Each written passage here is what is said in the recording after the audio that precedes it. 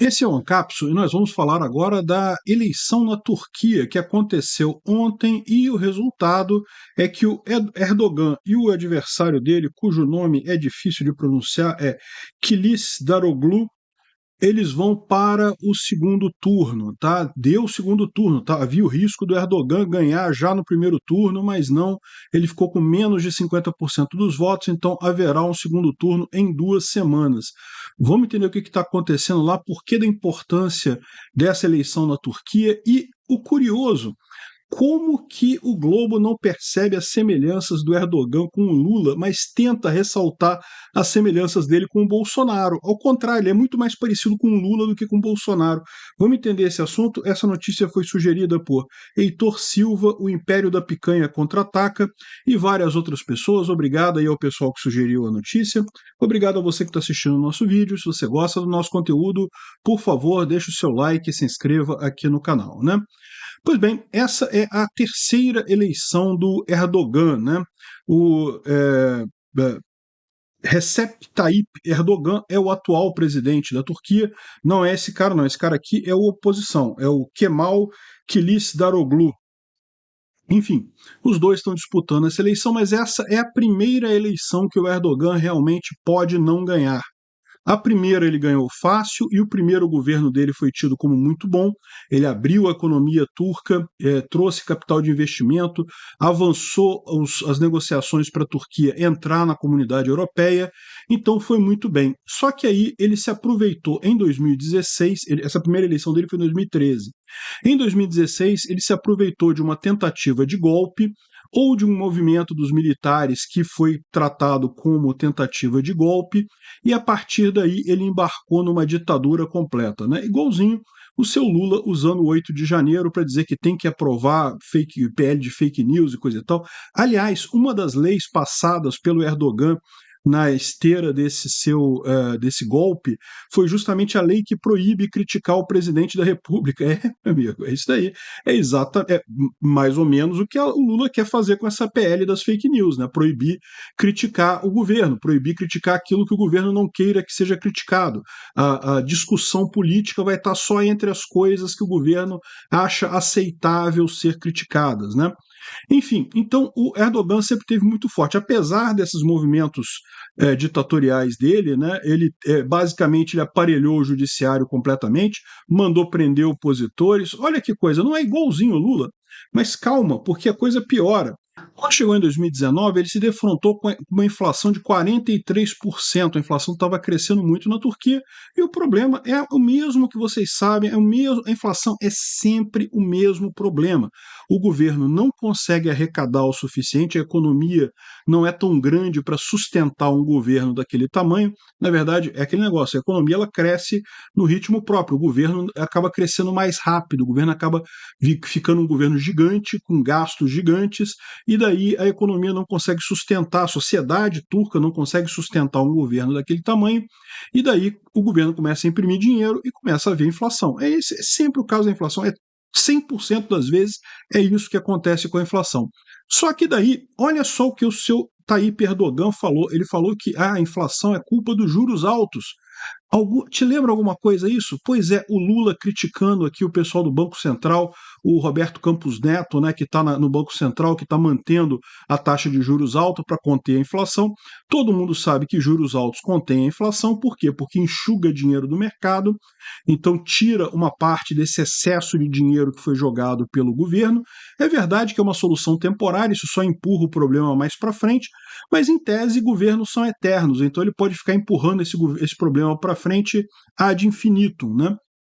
Então, esse é o problema, aumenta a taxa de juros e coisa e tal, só que o problema é que o governo ele achava que taxa de juros é ruim, causa inflação.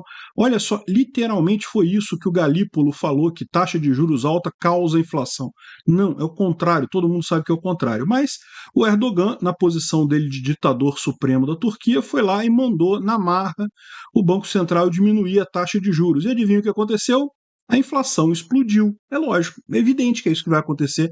Pode saber que se o Lula ainda estiver no governo em 2024, quando ele vai poder indicar o chefe do Banco Central, e eventualmente imagina se ele vai indicar alguém que vai querer implementar uma taxa de juros mais baixa, pode esperar que a inflação vai explodir a partir daí, né?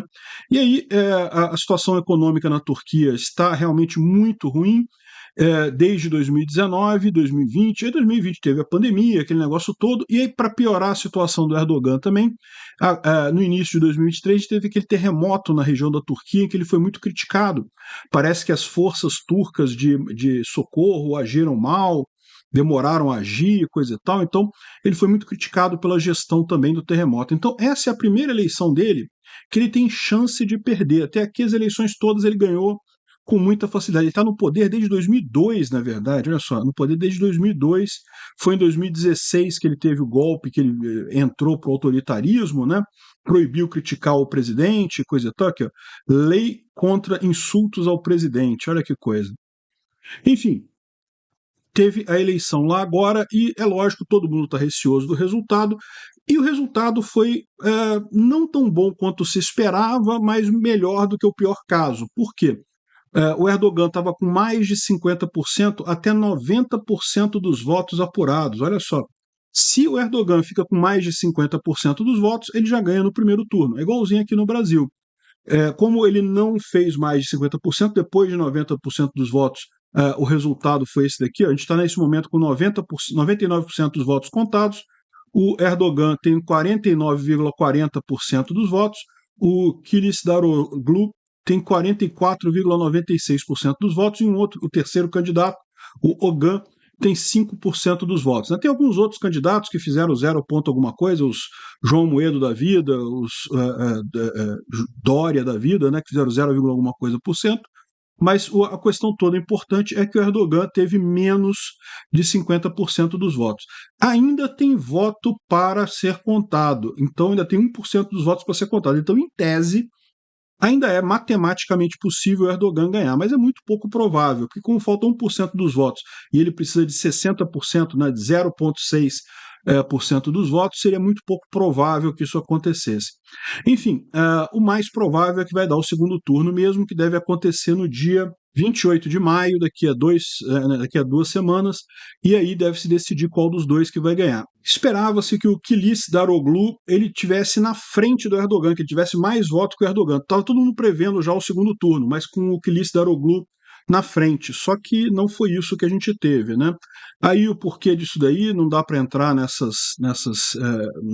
motivos, mas o fato é que vamos ter o segundo turno entre os dois, e o Kılıçdaroğlu tem uma chance pelo menos, né? Tá bem atrás do Erdogan, mas quem sabe, se esses 5,2% dos votos aqui acabarem migrando para ele, pode ser que ele consiga, de fato, ganhar a eleição, né? E que diferença faria? Bom, em termos econômicos, é possível que o Kılıçdaroğlu, pelo menos, não vai estar comprometido com os erros do Erdogan, né? Do ponto de vista da guerra da Ucrânia, não tem grandes diferenças. O Erdogan, ele tem apoiado a Ucrânia, tem se mantido neutro na guerra, porque ele tem uma ligação muito forte com a Rússia, mas o Kılıçdaroğlu prometeu ter basicamente a mesma posição na guerra da Ucrânia. Então não haveria grandes diferenças aí. Mas, enfim, é sempre uma questão que vai isso daí, né? Mas o mais curioso é isso, né? Você vê como é que no editorial do Globo, que ele tenta associar o cara ao Bolsonaro e coisa e tal, dizer que, não, e se ele perder, será que ele vai sair ou que ele vai dar o golpe, não sei o que lá, que pode ser como o Bolsonaro. No entanto, o que ele descreve que o cara fez aqui foi tudo quanto o Lula fez, ó. Interferência no judiciário, aparelhamento do judiciário, metade dos ministros do STF, tudo apontado pelo Lula, totalmente favoráveis ao Lula em tudo quanto é situação, e prendendo opositores, e com a questão de limitação da liberdade de expressão, não pode insultar o presidente, coisa e tal.